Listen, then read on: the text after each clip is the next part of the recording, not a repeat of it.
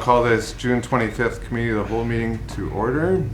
We have a motion that the agenda for the June 25th, 2019 Committee of the Whole meeting be adopted with the addition of a closed session item, J2, Community Group Update, in accordance with Section 16.1 of the FOIP Act.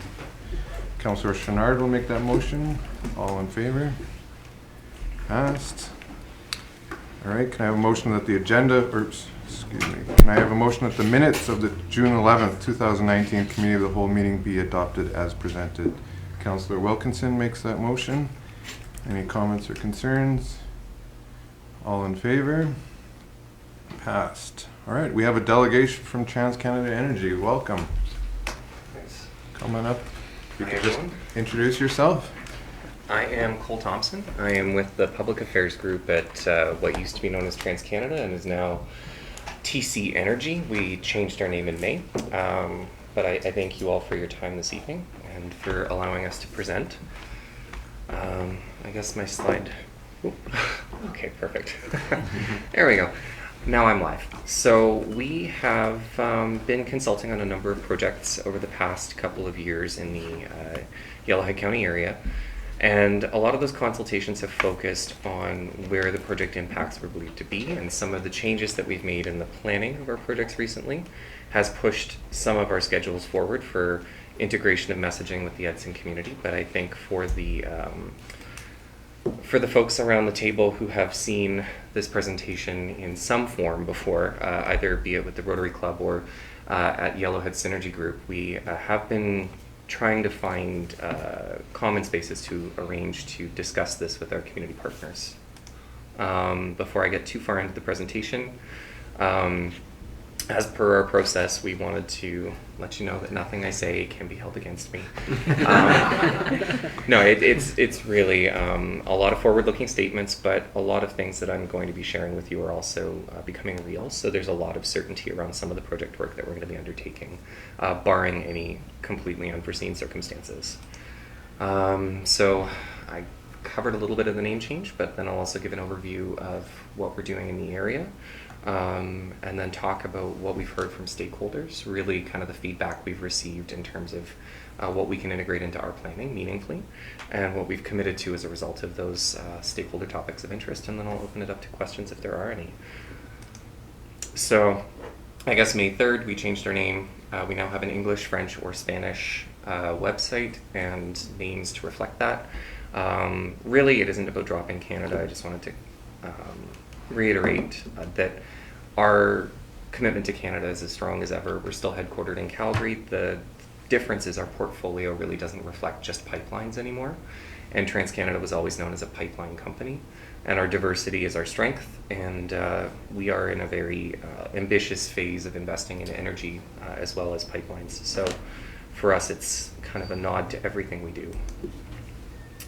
We're quite active. We have a lot of projects and a lot of operations across North America.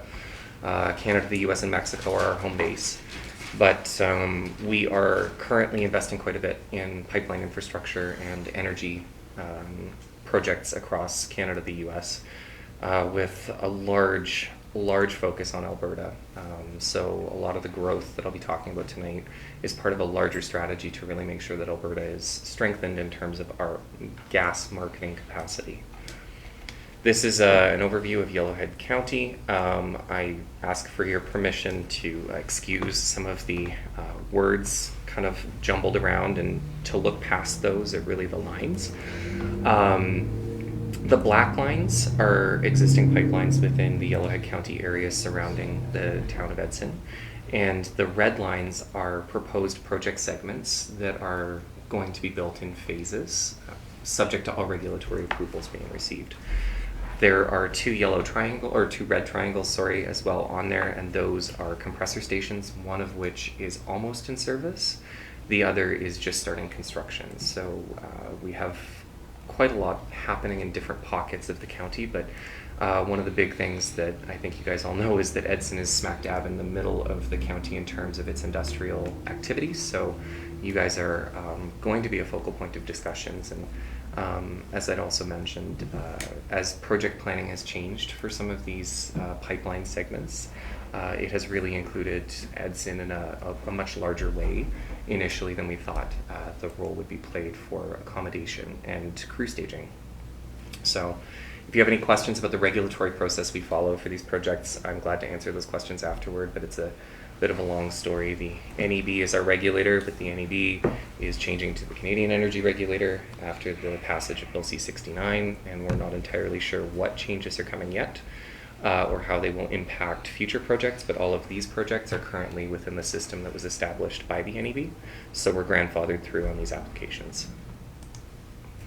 So the first compressor station I mentioned that's going into service here soon is going into service very soon. So it's going to help start pushing gas through our system in this area as of the end of the month at the earliest. And so that compressor station is located about 15 minutes south of Edson. Peak workforce was a little over 100 on site. Compressor stations are a little bit different in pipelines than pipelines because they're much more localized, and it's a technically challenging install, but the teams that we assemble to build these compressor stations are largely specialized in their functions.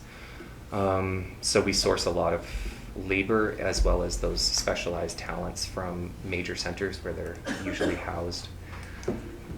For the Clearwater West Expansion Project, that compressor station I indicated to the south, this one is much further south of Edson and doesn't really have a good commuting pathway, so the workers are being housed at a camp that's adjacent to the site, so there is no local accommodation as a component of this project. But this is the one where things have really changed on us. So the McLeod River North project is 2 sections of 48-inch natural gas pipeline, quite a significant install. Those 48-inch sections are going to be built in 2 different spreads, the Hornbeck section and the Bronson section. The closest of them is about 40 kilometers northwest of here. And the furthest point is about 80 kilometers away from here, kind of due north of Hinton. The initial plan for construction and what had been consulted on earlier on was a prospective accommodation strategy that would include Hinton quite prominently.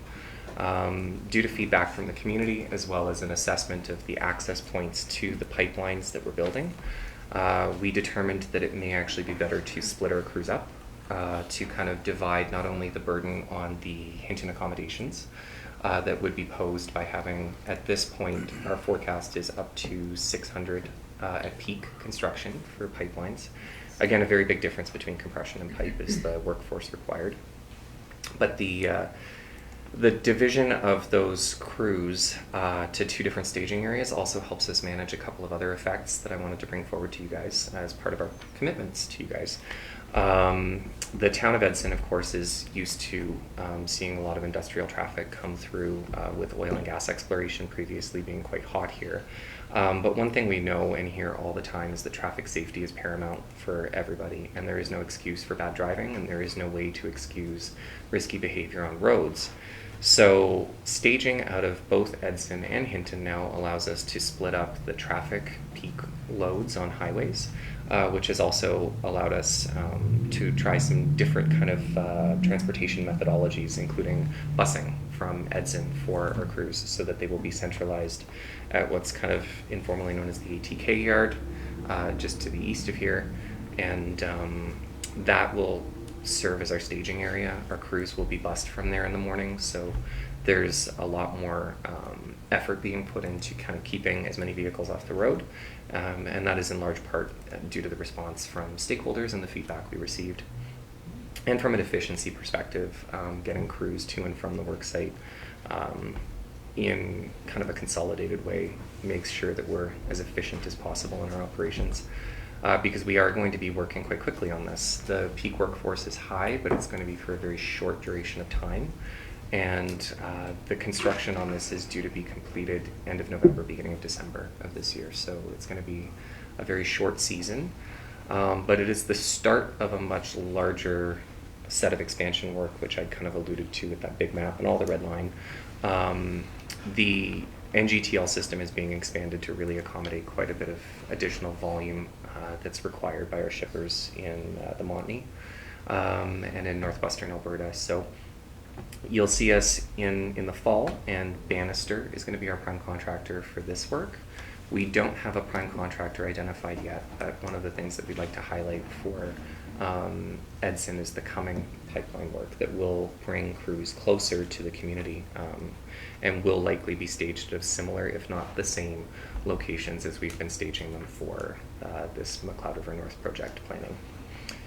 So the next pipeline section up for construction is currently part of a larger suite of activities that we're applying for, and it has not gone to a hearing yet. We expect that to happen sometime in September. Once the hearing is proceeded and the National Energy Board, now CER, makes its determination on the project, it will go to ordering council with the Minister of Natural Resources, which we'll find out who that is in October. And the project schedule sees it going into construction as early as Q2, Q3 of next year. So we would be out of the field kind of around the December timeframe, and then we would be heading back into the field in a similar area between the two pipe spreads sometime in mid-2020. We would also have a pipeline construction crew headed south. So just south and west of here, we have additional pipeline work to do. 42 kilometers of 48-inch pipeline that will also be built in 2020. So it's going to be a busy year for us. This 42 kilometers of pipeline, as well as all of the other projects I'm talking to you about today, are new capacity. They're not replacing anything. This is actually additional pipe space to really get more gas through Western Alberta into the markets that we ship it to. So the proposal will see this 42-inch section, or 42 kilometer section. 42 inches is not as impressive sounding, but 42 kilometers of pipeline will be built as part of the Rob section, which is actually nowhere near the community of Rob relative to the footprint, but we've still reached out to them to ensure that they're aware of the project. And then comes the other section, which is Dismal Creek. It sounds like an awful project name, but it's actually a pretty great project. It's not dismal at all. So this is another 32 kilometer stretch of 48-inch pipeline that will connect from that Rob section and head south towards Clearwater County. The staging of this may require some camps. We haven't made the determination on that yet, but for the Rob section, you will definitely see crews staging through Edson and participating in the local economy, which hopefully will be supported quite well by our projects. And then lastly, just to the very southern extent of the county, we probably won't be staging in Edson for this, but we can very likely do some local procurement if the possibility is kind of identified during our McLeod work. We're building the relationships right now and we'd like to carry through with them. But this work in the very southern extent of the county will essentially take us into Clearwater County and continue on that path down south. I'd alluded to the business community, and we've been doing quite a bit of engagement with various stakeholders in the region for a while. The Chamber of Commerce hosted us today, this afternoon at the museum, and it was an incredibly impressive turnout. So we had 39 members of the business community sitting at the table, listening to how they can get engaged with us and how we plan to involve them where we can. And our prime contractor, Bannister, for the McLeod River North project, is also well aware of the engagements we've been doing, and we've been feeding that information back. They participated in a couple of sessions with us so far. They weren't available to meet this evening due to an emergency environmental study that needed to be completed just prior to starting the work. We have a lot of technically challenging terrain to cover, so essentially the business community has been fully appraised of where they can fit into this project and where they see themselves supporting not only this work but any other work that they're actually interested in participating in. We've really put a lot of effort into revamping our engagement with businesses, and it's paid off in spades. So one of the things that we have integrated into our approach is actively managing stakeholder issues and concerns, but I also want to highlight that we're actively managing opportunities and interests. So if there are things that we can do to support the community further, I know you're very familiar with our operational folks that are based in Edson, with our TransCanada office just being smack dab in the middle of town. But on behalf of projects, if there's anything that we can support or participate in, we're very open to community investment opportunities and discussions on ways to integrate in a way that's appropriate. So we're here to be a part of the community. And then what we've heard so far, really the accommodation constraints in Hinton, for which we atoned by designing the project a little bit differently. With the help of Bannister, they've been incredibly supportive of the community's feedback. And one of the other things that they've been incredibly supportive on, and I've seen personally on other projects, is Bannister's a very responsible member of the business community and does have a very strict enforcement of their social license to operate. So from a positive crew behavior perspective, we're going to be actively monitoring and supporting wherever necessary to ensure that we are extending our reputation positively and that we leave everybody with a good impression of our project work. And then local spend and contracting opportunities, as well as traffic safety, community investment, and social participation. And then what we've committed to is really interesting, and this is something that I'm happy to pass back through the town of Edson, as well as to any other member of the business community or member of a community that cares about business happening. But we have now committed to sharing and making more transparent our local spend. We're not setting specific targets around what local spend looks like, because this is actually a very new process for us. But what we are interested in doing is sharing the numbers, good, bad, or ugly, on how much business we did in your town, and demonstrating that, you know, business was done here, that local businesses had the chance to participate, and then working with them reflexively as we go project by project to ensure that we get better at it.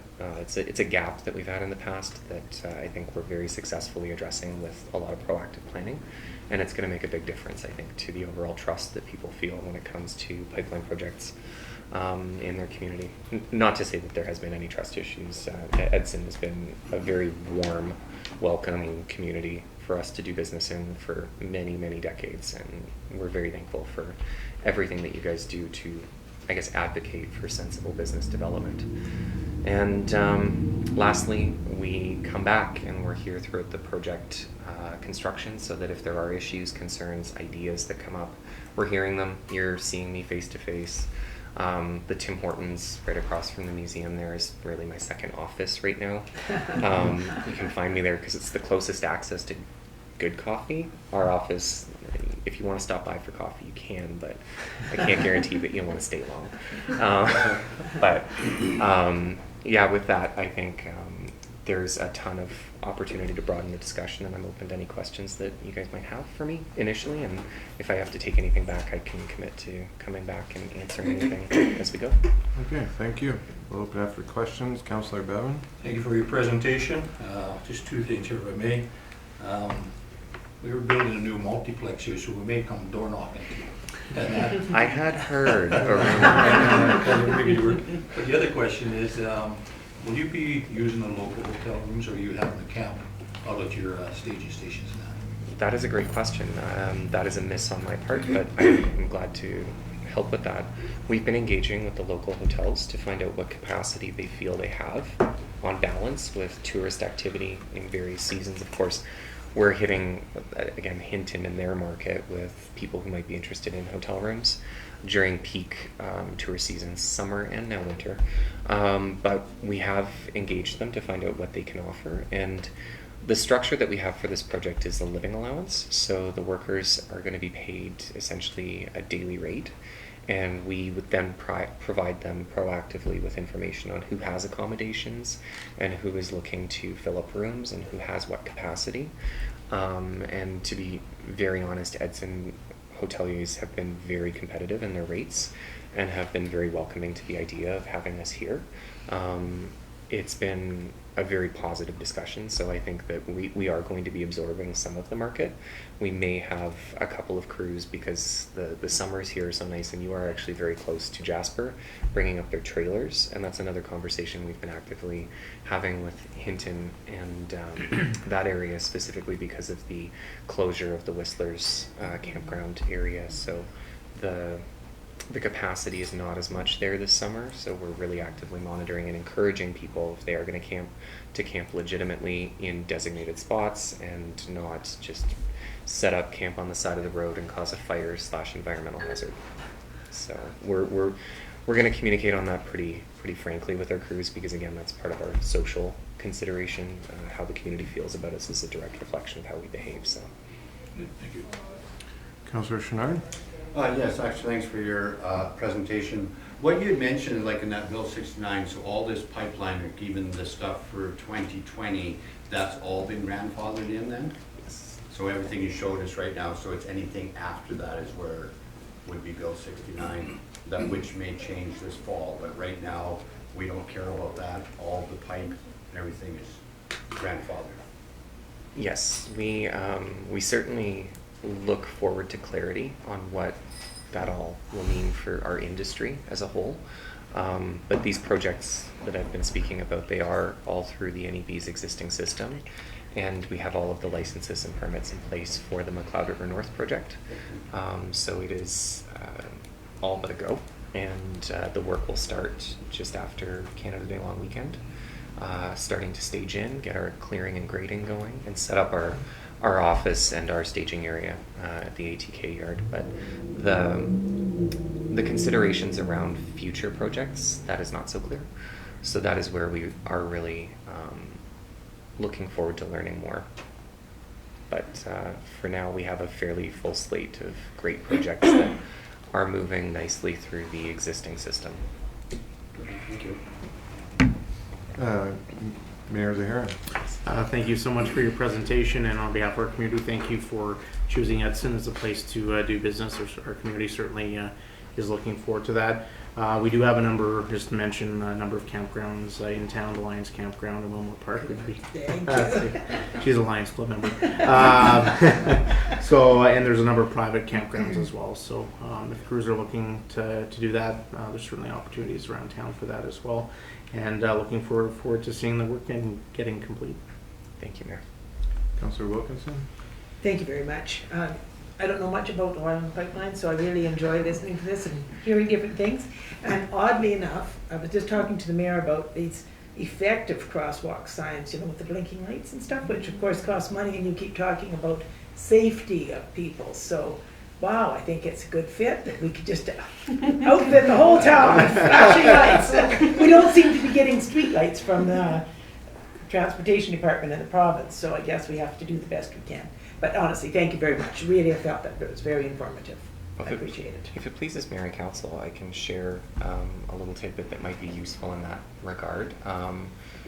TC Energy now is part of the founding group of companies for the Coalition for Safer Alberta Roads, which is a group whose intent is to ensure that there's proper advocacy on behalf of all road users, including industry, to hear our concerns about road conditions, road safety, pinch points that can impinge on economic growth, things that we can do better collectively in terms of behavior and the assignment of tasks amongst industry to really up our game.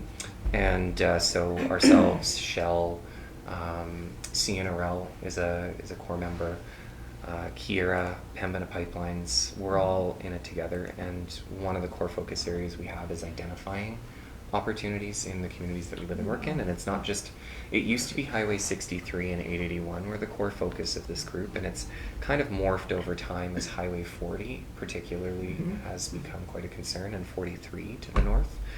But we're open to any and all feedback, and I would love to include Mayor and Council in discussions on what we've been doing on that front, and if there's any opportunity for the town to provide feedback and participate, it would be really meaningful. Perfect. Councillor Bear? Through the chair to Mr. Thompson, thanks for the presentation. You do a much better job presenting to council on your information than I did from the Synergy Group. So I did have a question. So you said the current project was already bidded out with Bannister Pipelines. How would a local company go about bidding on any future projects in order to get employment that way? It pleases Mayor and Council. I have a great answer for that. I am very happy with the engagement that we've been having today and with the Rotary Club and with other groups that have quite a strong focus on the business community, volunteerism, and that active element that we want to engage. We had a presentation this afternoon with the Chamber, and I'm willing to share that information with you guys as well. It's a little bit of a different presentation from the one that we offered this evening, but essentially it's how companies can proactively connect with us. TC Energy recognizes that as a big kind of somewhat faceless company at times, because people don't really feel the connection, especially if they're local and there's no projects happening. They don't know that they can connect with us. So what we're doing proactively is getting out there and showing them pathways that we've created, including an online registration for vendors who are interested in doing business with us.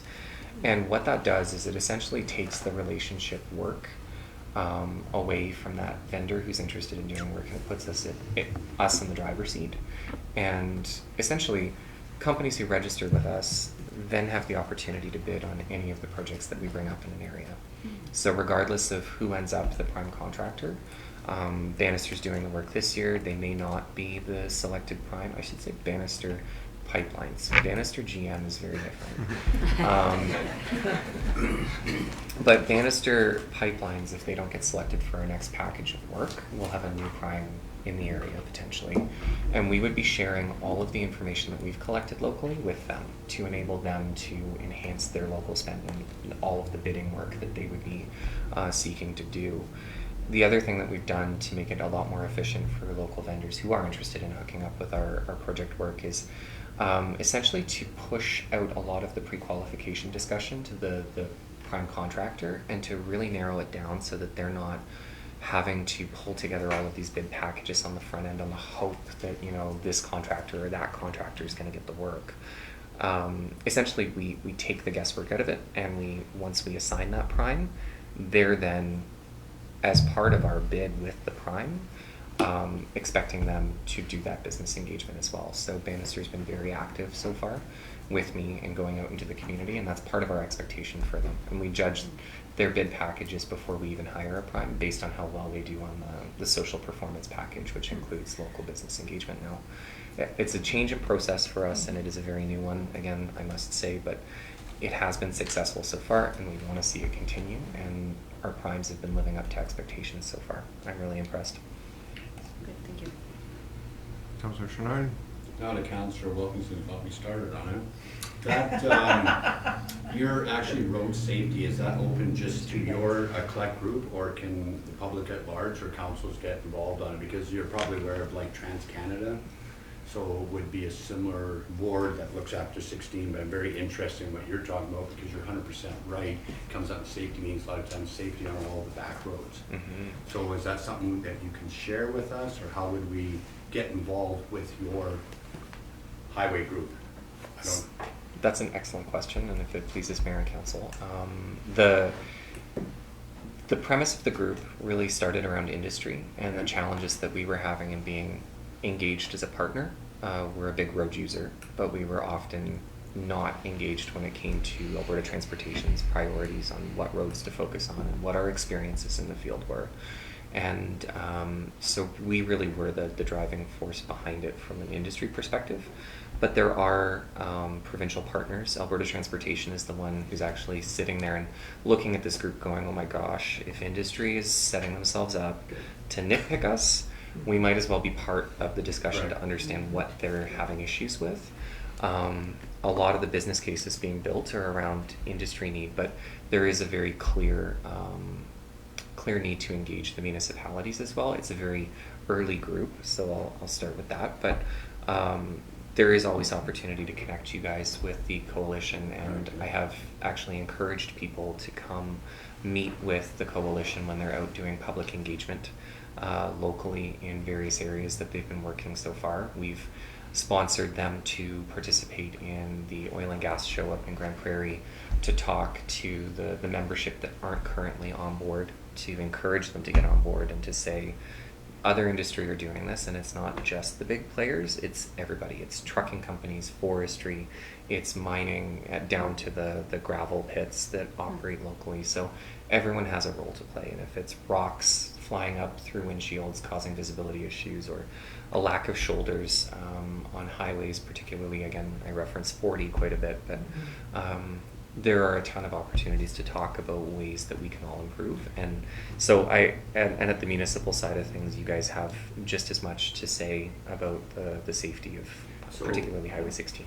So I guess what it is, so there's a way that you can share with our administration and with council, so we have access to it, because I'd be very interested in that information. I believe all of council would be very interested. We can share, and when you are having meetings, et cetera, or like that, then we'd have the opportunity to attend, because as has been mentioned, yes, traffic lights. So if we can use your thing to lobby with that, and that might be a bonus, that we can put the pressure on the Alberta government to say, yes, these lights are very important, and it's not just the town of Edson saying it, industry saying that. So it might be such a thing that we can get in some kind of a cost share to finally make this happen.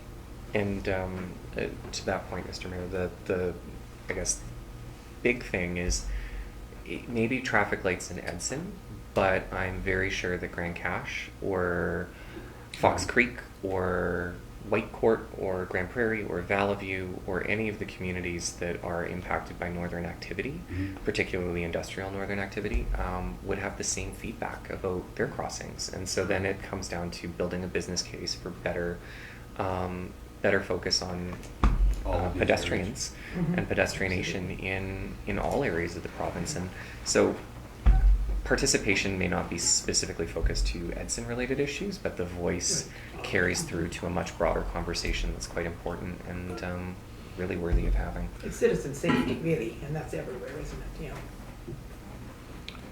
All right. Councillor Bradley? It's all you really mentioned about the highways now. Have you gone to Trans-Canada Highway Association at any kind of presentation to them about this, and I guess they were maybe receptive to it or whatever? So we haven't presented. Are you talking on behalf of the coalition or on behalf of TC Energy's projects? Well, both. On TC Energy's projects, if it pleases Mayor and Council, I know that's a formal sounding thing, but I'm kind of in the habit of it now. The work that we do includes active communication with all of our highway partners. So Alberta Transportation has to review our plans. We have to submit them to them, and as part of that review, if there are any federally regulated highways, we would be looking at our impact to those through a fulsome study that we do on project impacts and cumulative traffic loads and all of that kind of behind the scenes stuff that involves math I'll never be able to do. But we have not, as a project, I personally have not presented to them on behalf of the TC Energy proposed activities in the area. On the front of the coalition, I don't believe that there's a formal relationship with them yet.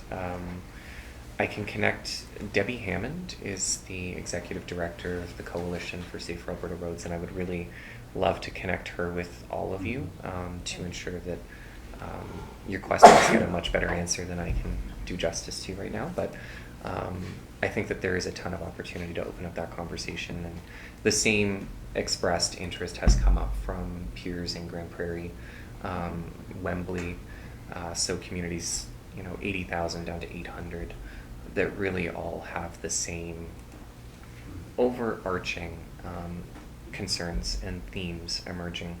So I think it's definitely an opportunity. I'd be happy to act as that bridge to get them connected, because I think that there are a lot of valuable discussions that we can have. Okay, thank you. All right, thank you very much, Cole. This is my second time seeing the presentation, and I found it extremely informative the first time, and exciting as a business owner and counselor. I'm looking forward to the activity it's going to bring our town, and I hope you keep Edson Council on your list of stops in future communication strategies, because I, for one, get asked probably twice a day how the economy is doing and what's the outlook for the upcoming fall. So it'd be good if I could provide some kind of information or pass contact information on to people that ask. So thank you very much. Absolutely.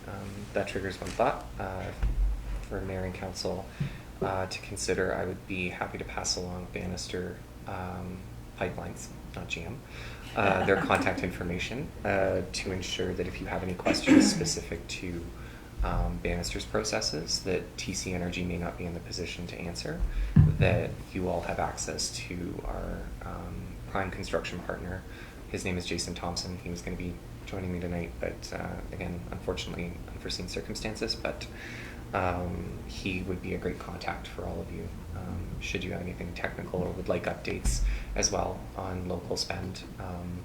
And I will be providing those local spend numbers on a quarterly basis, commencing in October, because we get September data dump into our system, and then we translate that into something usable by October for folks.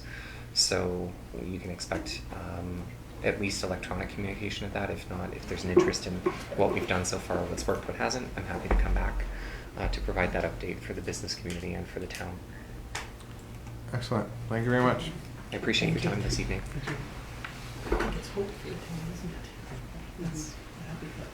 All right, next up we have a delegation from the Edson and Friendship Center. Welcome, Christy. Don't feel like you have to stay. You're free to go if you. I was just going to rummage loudly in this box. I have a couple of documents that support what I just said in case they come in handy for anyone who visits the town office, and I'll leave them at the desk. Great, thank you. Actually, I need to go outside some faster. No, go ahead.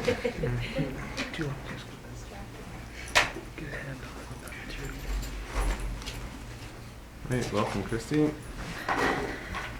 I'm going to mix things up, and I'm going to ask Tracy if she doesn't mind coming to the table. I didn't know that Tracy Correa is the facility manager for the Edson Hospital, and it will be interesting to hear her perspective as well. So, not planned, but we'll go with that. And this is my assistant. I pay her in Tim Hortons currency. So, first of all, I have to be really honest. I have been dreading this presentation for a very, very long time. And that is because as a social worker, it's an area in which I find that there is lots of judgment and attitude that comes with it. And so I balance with the public needs to know that we're in a crisis with the fact that we need to create a certain level of dignity with these specific individuals in which often get piled on. So at one time I asked to go in camera to do the presentation, but I felt that it was important that the public find out.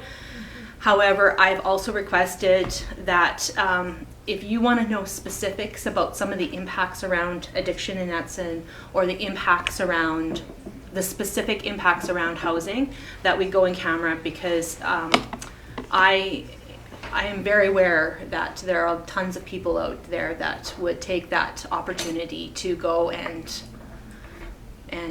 do something with that kind of information. And so I would appreciate some anonymity with the individuals that we're working with. So, okay, so first of all, I use the word crisis, and I'm not expanding, or I'm not, I don't believe that I'm overemphasizing that. I believe that Edson is specifically in a homelessness crisis. I think that the majority of services in this town are dealing with it on a regular basis. I think that we have paid, in terms of financial cost, a lot up to date. And I think that there are many people in this community who finally see that we need to start to address this issue. Okay, so specifically about our program, we have serviced 121 individuals in the 2018-19 year. 49 were women and 72 were for men. So this is pretty common that this specific issue is more dominated by men than it is by women. And if you want to know why, that's because if a woman doesn't have a home, she has a shelter that she can go to. There's a lot more services. Often single males in the province of Alberta get the least amount of services, and that's the reason why we see an exaggeration in that specific demographics. Currently we have 52 open files. 48 of them have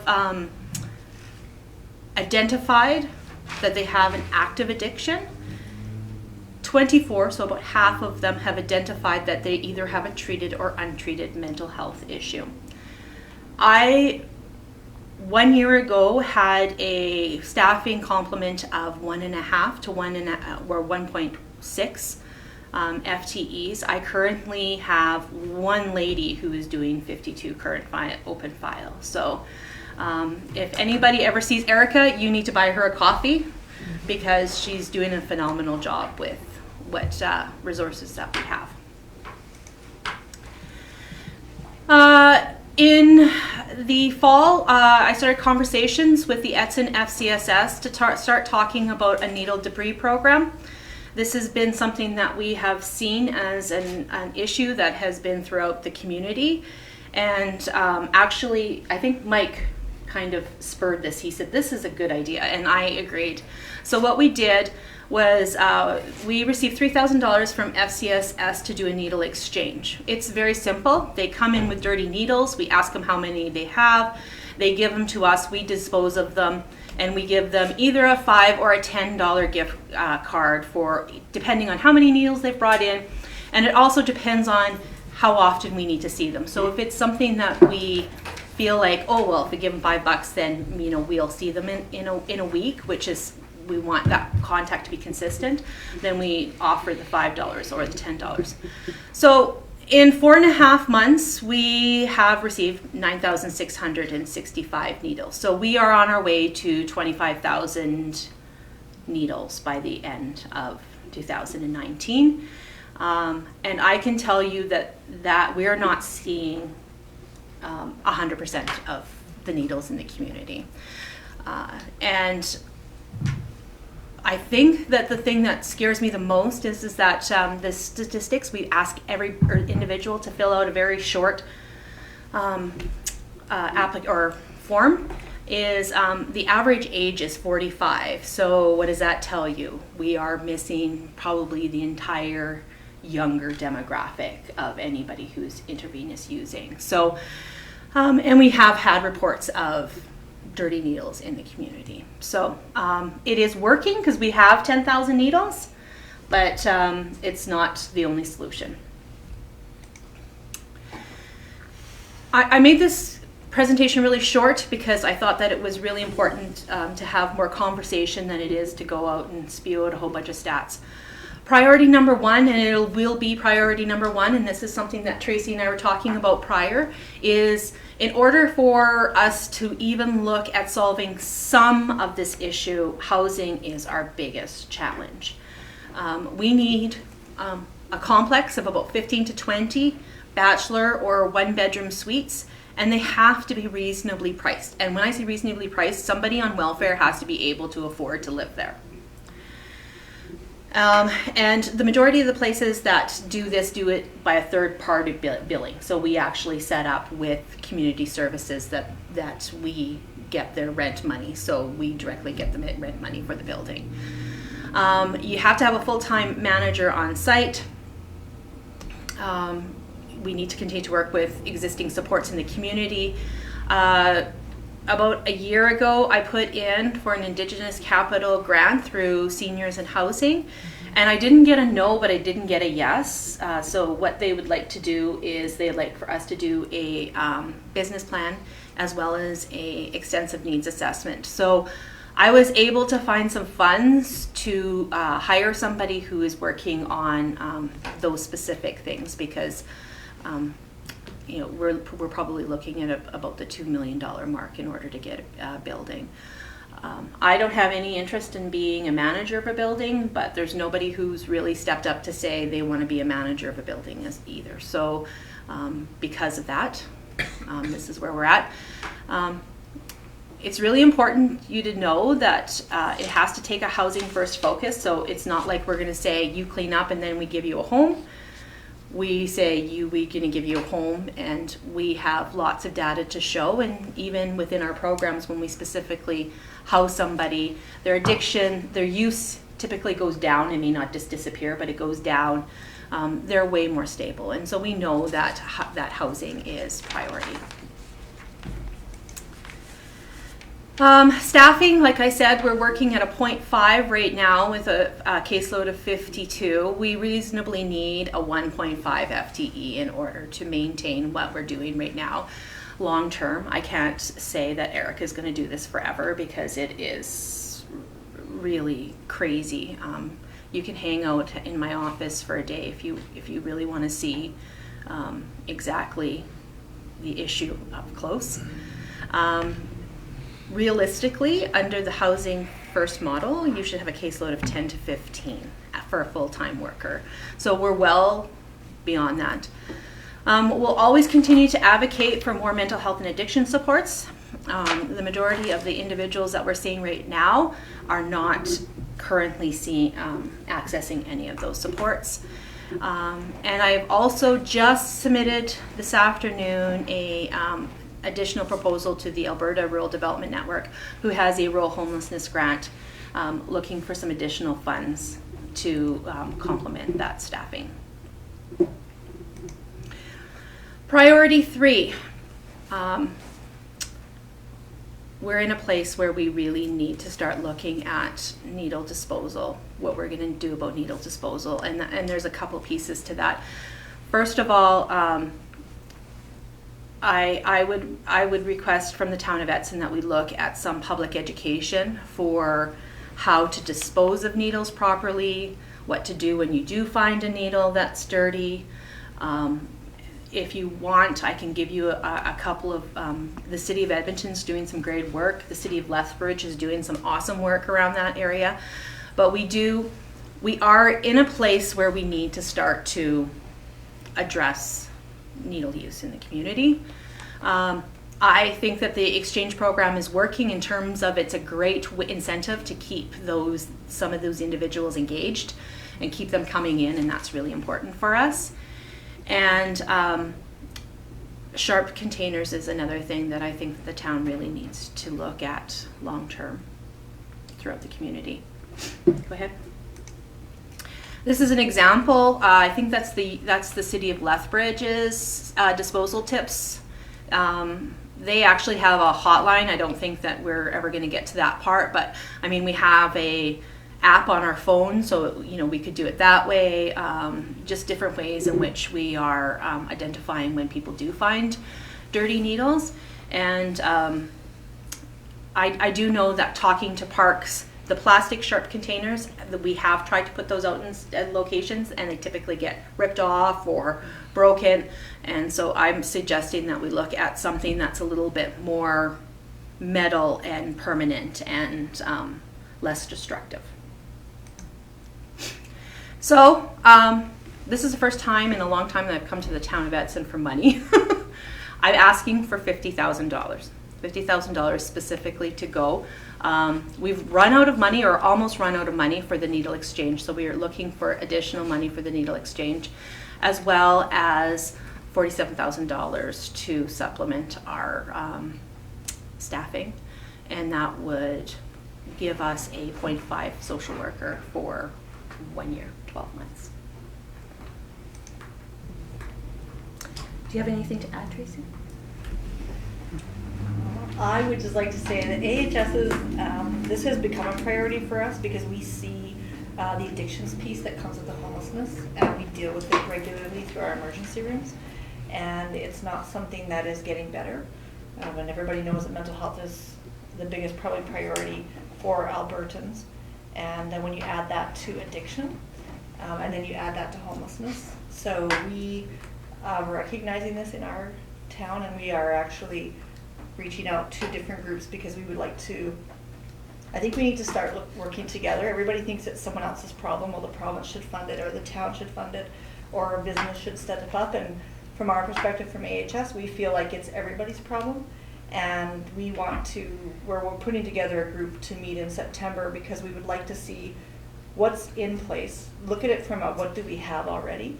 What can we work together? Like just simple things like the needle exchange program. My first question is, do we have somebody that can talk about Suboxone? Have we trained the staff that are there to say, Suboxone's great. Do we have handouts that we can give? Because it's a new medication, Suboxone, for addiction that they're finding. It doesn't have the addictive properties that methadone does. So there's some amazing things out there. So what are we each doing separately that we could actually combine? AHS doesn't bring money to the table for the programs, but we do bring staff, we do bring programming, we do bring other pieces that I think we could work with different groups better. So we certainly see the issue in Edson. I don't think it's going away, unfortunately, for what we have now. So. All right. Thank you very Pipelines much. to addictions. Pardon me? Pipelines to addictions. Can you just go back one slide before we go into any questions or I don't know, concerns? how do you go back? Just use the back here. There you go, thanks. Any questions or concerns? Councillor Wilkinson? Thank you very much for the presentation. It is a big issue in town. When you talk about the sharp containers, like where are you thinking of having them? In the schools? I know we have them in the washrooms. In town, no public building seems to, business. They don't let you use the washroom, it seems. That's the biggest thing, is no washroom use. So where would you put them, Christy, do you think? I would probably put them in parks, for sure. Parks, okay. Yeah. Mhm. And then, of course, you have to have staff to empty them and whatever, don't you? Well, but the town staff are already doing that. Oh, they're doing that? Oh, that's good then, okay. No, I just wondered who did that, okay. And we do, if I may through the chair, we do have them in Repsol Place as well. Oh, And, good. and so it's not unusual for us to be dealing with that. I think it's just a matter of finding those that are going to be safe and secure both for the public and for staff. Mhm. But certainly administratively open to pursuing that. Thank you. Councillor Shenard? I have a two-part question. My first one, we had a presentation last week from a different gentleman that was kind of clean and sober, and I asked the same question. I'm looking at it from the outside. These look very similar because like homeless and addiction. So I was wondering if there's any cooperation. You don't have to answer that right now. I was curious on that. The other one is where I would be against town funding for this reason only. I believe it's the province, because what happens in most cases, if you set up too good of a system and we make it all happen, then people come to our town. So I would be willing to do like a matching funding. So the province comes to you and says, you know what, I'm willing to fund this project to X amount of dollars, but for the town to just fund it, even though it's our problem and it was transient people, prior to saying yes, I'm willing, I'd like to see matching fundings from some form of government agency to make the program extremely work, is what I'm looking at, if there'd be a possibility of that. Okay, question one. I went to Dwayne's presentation a couple of weeks ago. Okay. Dwayne's looking at sober living, and we definitely have clientele that once they have decided to do that Right. we would be making referrals to that. Okay. However, we start on a harm reduction philosophy, so we're not pushing anybody to get clean in order to get services. So, and you really can't house active addictions with people who are trying to sober up, right? So that would be my only concern there. Second of all, I am constantly writing applications for this program, and this is the problem is that rural homelessness is such a new issue that really hasn't been identified. The entire amount of money that goes to homelessness in this province goes to the 7 cities, and that's it. And I have been advocating very strongly with anybody who listens. I have written letters to anybody who has a heartbeat to say that we're not asking for extra money. We're asking to have access to existing money that is available to only 7 cities.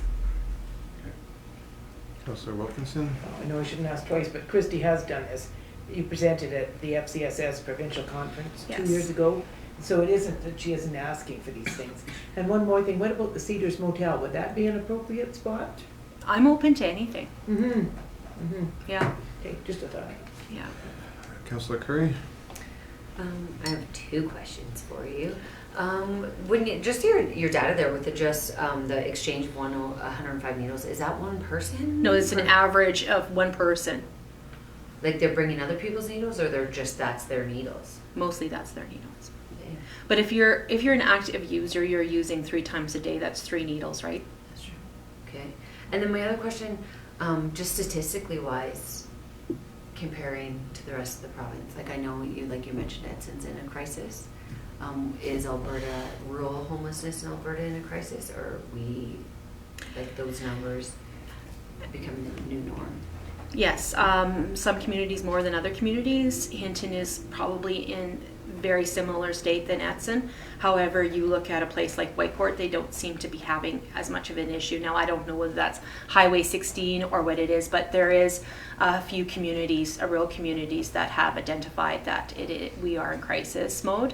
And definitely one of the things that, I mean, we've had many discussions about is that now that we have, now that we're seeing a real increase in intravenous use, that typically means that people are getting into a level of crisis faster and more intense. And so it probably is a little bit more visible and more emergent than it had been in previous. The other issue is that the only way in which we collect data on homelessness is head counts, and that's impossible in rural communities. And so there has been some communities who have done some pilot projects around how to do homeless counts in rural communities, and I think that like Wetaskiwin and Wood did one. There's a few, and we're waiting for to see whether or not how that's going to work, to see whether or not we can do something like that in Edson, because I'd be interested too, because we see very few people under 24. So we know that there's a whole slot of people that we're not even seeing at all. Thank you. Councilor Barry? Through the chair to Christy. I've got lots of questions, but I'll limit it to 2 for now. So what resources are the RCMP, like how are the RCMP affected by the homeless crisis that's happening right now, and how are their resources being utilized, or if you know the answer to that, or how is it intertwined? Is it causing them to use more resources, having more homeless? Oh, people? absolutely. Okay. I feel really, I don't know whether I should answer that question. I think that's a question for Staff Sergeant King. Okay. I know that he has regular contact with Tracy in terms of there is a lot of gaps that all services need to kind of smooth out in order for services to be.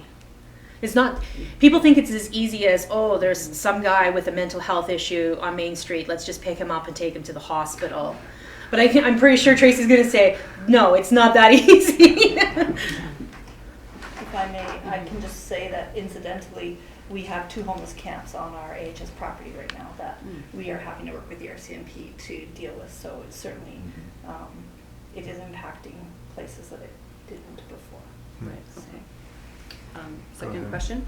So the $50,000 you're asking, is that something you're asking for right now or for 2020? No would be good, but I could wait. I'm more worried, like the problem is that I'm more worried that I am going to lose staff, because if I start losing staff, then I've lost the battle. Mm-hmm. That's what my fear is right now. Any other questions? Mayor Zahara. Thank you for your presentation and this information. I think one of the things that we often forget about is we're either paying on the front end or we're paying on the back end. Mm-hmm. And we know that we have a serious crime issue in our community right now. We know that we have people that need supports. They're not getting them because we don't have the resources in rural Alberta, and this is not just Edson specific.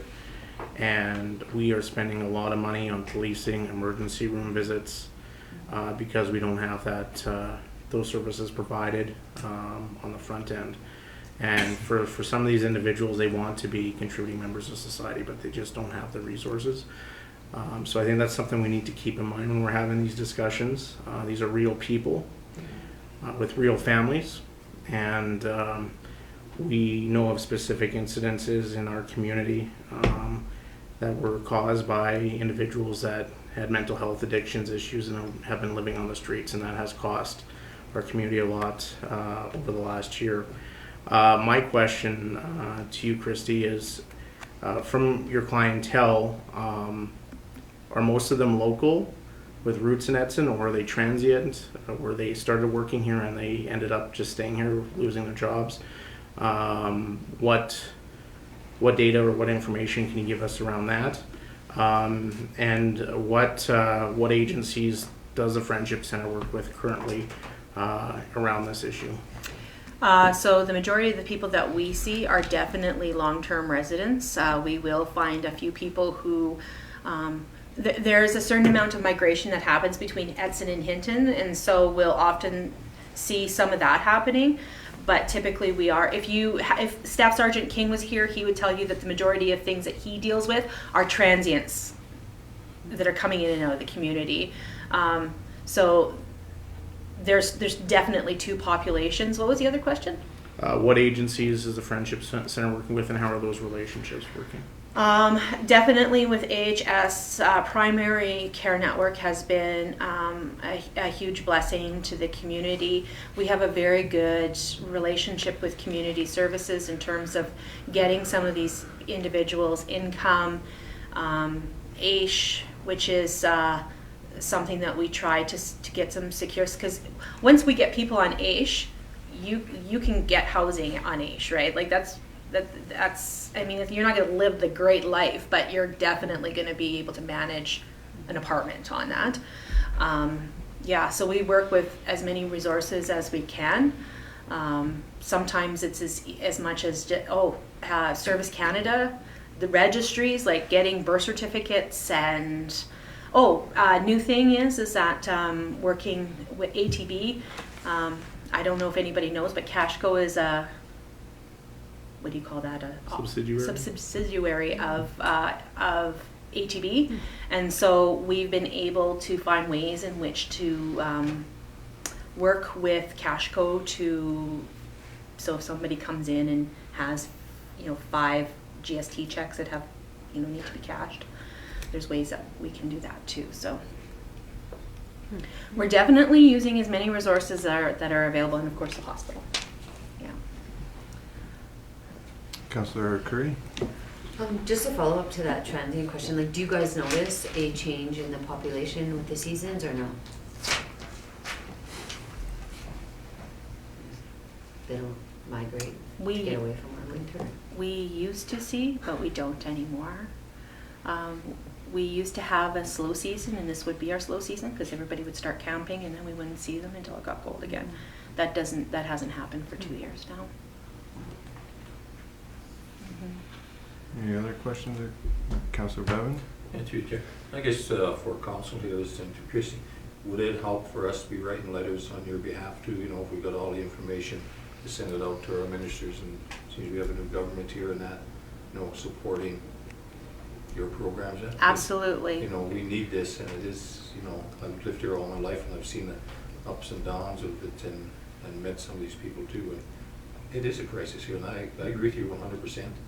So I think if we can do our part and put pen to paper here and, try to get you some support, thank you. Anything we can do, I think, it's a great thing.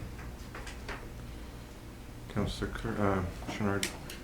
When you said the transfer between Hinton and Edson sparked a new one, so if, hypothetically, if you went to the Alberta government and said, and I'm going to throw all the ones in, so Yellowhead County, Edson, Hinton, because the people are ending up there, if they were to put funding forward, like you made a request of 50,000, so if you got support from these and you moved it forward to the Alberta government, in other words saying, these communities are willing to pay this share, what is you, the Alberta government, willing to do? Because you wrote the letters, I agree, and I've heard different subjects when there is a pool of X amount of dollars and the pie is cut 7 ways, but rural Alberta, meaning all of us, are not getting any of it. So would that help you if you're saying, if you're willing to write a check, these other government bodies, meaning the councils, are willing to support, if that would help? Because I still stand where I'm at, like to say, here's $50,000, that may be creating more of a problem because you just virtually prolonged it. So here's 50,000, you got staff, we're looking after people, but at the end of the day, it's the town of Edson supporting transit as well as some of our long-term residents end up in that. So where do we draw the line? I would take any support that was given, and if anybody wanted to advocate on behalf of Edson, I definitely would be supportive of that. If you're waiting for all of those parties to come to the table with money, I can tell you that I've knocked on a lot of doors and there isn't, a magic pot of money somewhere.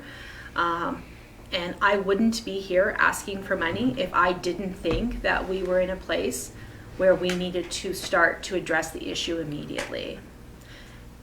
If Alberta Rural Development Network gave me my full funding, absolutely, I would phone you up and say, take your money back, I don't need it. But, I mean, I've been rejected 3 times, so I'm not really holding on hope for that one. If I can, well, what has happened in the past, because, you know, even when we were foster parents and stuff, like a lot of these individuals, it was cheaper for an individual showed up in Edson, they were homeless, they had a problem, you got them a bus ticket, and one of these 7 centers, so Edmonton, Calgary, wherever it was, if they had an open bed, it was cheaper and more economical to put the problem in someone else's town. So during the summer months, I believe that's what happens. The transient people that are homeless and addicted are making their way from, let's say, Edmonton to Vancouver, and some of them stop along the way, and they've been here for 10 years because they've been stuck here. I'm not saying it's a bad thing, they're trying to recover, so I'm thinking, we got 52 people, is that a solution? Give them all 52 tickets and send them to one of these other big cities that have the beds. So if you all of a sudden overfilled their beds by all of rural Alberta saying, we're picking up 50 people in all these towns, now Edmonton, Calgary, whoever has a problem, that somewhere along the line you have to do something with them, or they end up at your doorstep, because if, especially when it's cold, and they're homeless and they're out freezing on a bench, I believe the RCMP will pick them up, and that's the only open public place we have is take them to the hospital. I can guarantee you that the majority of the people that you're talking about, Yes. if we gave them a bus ticket to Edmonton, they would be back by the end of the week. Right, but what I'm trying to say is if we overfill them, will that open their eyes to say, you know Do you know what? that if we send somebody to Edmonton, they would have to remain homeless for 1 year before Homeward Trust, which is the major homeless program in the Edmonton, before they're serviced. You have to remain homeless for 1 year in Edmonton before you get services. So there's- There are no open beds in Okay. Edmonton. I don't know. I guess speaking from, I worked at the Royal Alec and you work in Searoom. Correct. And we dealt with the homeless Yes. every shift. There's no magic beds. They can have a night in the shelter. They're kicked out for the day. They can try and get back to the shelter during the day. Correct. They are overloaded. And that's why these people are coming back to our communities, because they don't want to be in those And these are shelters and in Edsonites. those areas. No. Yeah, these are people from Edson. Yeah, they Right, are. but all I'm trying to say by that is open up the eyes of the government bodies, because I agree with you, and it's been a long battle, you and other people have carried it, but we need to have a solution, and if by writing letters and saying, hey guys, we have a problem, if you load them all up in a bus and drive them there and say, hey, there is these people, because some of them are saying, I only get so much money, and I'm giving to the 7 cities, so that is part of it, that's putting a Band-Aid on it, but every rural place, like you had mentioned, we have the problem everywhere. And we can't just say, because I agree, they are humans, and some of them got caught in this whatever drug, alcohol addiction, and their lives fell apart. So we can't ignore them, but on the same token, we can't just put the burden on the taxpayers of Edson, we need to solve this, because it's unfair to taxpayers. But they are Albertans, so the province has to do something to help as well. Okay, I'll close up with final comments. Just a quick story from personally, I can tell it that the pressures have changed. I own a health club in town, and within the last few,